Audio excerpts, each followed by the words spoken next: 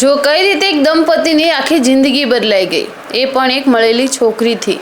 હવે વિચાર કરો કે ઘણા લોકો એવા હોય છે જેમને જો છોકરી જન્મ લે ઘરે તો ખૂબ જ દુઃખી થઈ જાય છે અને તેમને એવું લાગે છે કે આ સાપનો ભારો છે। પણ હંમેશા એવું નથી હોતું। જેને 10 દીકરીઓ હોય કે 4 હોય તે હંમેશા ખુશ રહેવાવાળા પણ હોય છે। પણ અમુક વખત ખબર નહીં કેવા મા બાપ હોય છે, પોતાનો કાળજાનો ટુકડો કહે છે દીકરીને, જે કંઈક આ જ રીતે મૂકી અને જતા રહે છે। ત્યારે બે માણસ ત્યાંથી નીકળે છે અને તેમને અચાનક અવાજ સંભળાય છે કે કોઈક નાનું બાળક રડી રહ્યું છે અને તેમની પરિસ્થિતિ એટલી ખરાબ હતી કે તેમને ત્યાં ઊભા રહી વિચાર પણ કરવો પડ્યો કે અમારે ખૂબ જ દુઃખ છે, તો પછી અમે બાળકીને લઈ જઈશું તો તેને શું ખવડાવીશું। જેના કારણે તે પહેલાં આજુબાજુમાં જુએ છે પણ પછી તે બાળકીને તરછોડતા નથી, તે પોતાની સાથે લઈ જાય છે। જોતાને જોતાં 1 વર્ષ વીતી જાય છે અને તેમની જિંદગીમાં ઘણા એવા બદલાવ આવે છે। કહેવાય છે ને કે જે દીકરી હોય છે તે સાપનો ભારો નહીં પણ લક્ષ્મીનો અવતાર હોય છે અને લક્ષ્મીનો અવતાર એમનેમ જ નથી કહેવાતો।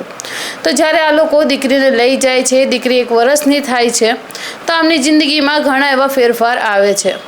આ લોકોની જ્યાં પરિસ્થિતિ ખૂબ નબળી હતી ત્યારે આજે તેમની પરિસ્થિતિ સારી એવી થઈ ગઈ છે અને જ્યારે તે દીકરી વર્ષની થાય છે તો 250 કિલોનો કેક મંગાવવામાં આવે છે અને માહોલ જાણે લગ્નનો હોય તે રીતે ધૂમધામથી તે દીકરીનો બર્થડે મનાવે છે અને તેમની આખી કિસ્મત બદલાઈ ગઈ હતી, જેના કારણે તે દીકરીનું નામ પણ તે લોકોએ કિસ્મત આપી દીધું। ત્યારબાદ ગામના દરેક લોકોને તેડાવે છે તે દીકરીના બર્થડેમાં સામેલ થવા માટે અને બધા જ લોકો હળી મળી ખૂબ જ સારી રીતે તે દીકરીનો એટલે કે કિસ્મતનો બર્થડે ઉજવે છે। હવે વિચાર કરો તે મા બાપ વિશે જેમણે આ રીતે દીકરીને તરછોડી દીધી અને બીજી બાજુ મા બાપ તરત જ મળી જાય છે તે દીકરીને, એટલે ભાગ્યનું લખેલું ક્યારેય ક્યાંય નથી જતું।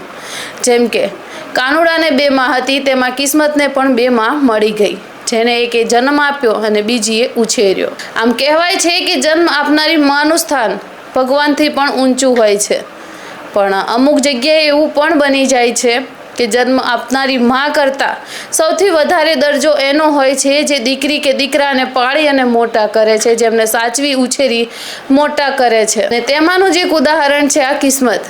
વેલ, જો તમને આ વિડીયો પસંદ આવ્યો હોય તો આ વિડીયોને લાઇક અને ચેનલને સબસ્ક્રાઈબ જરૂરથી કરી લેજો।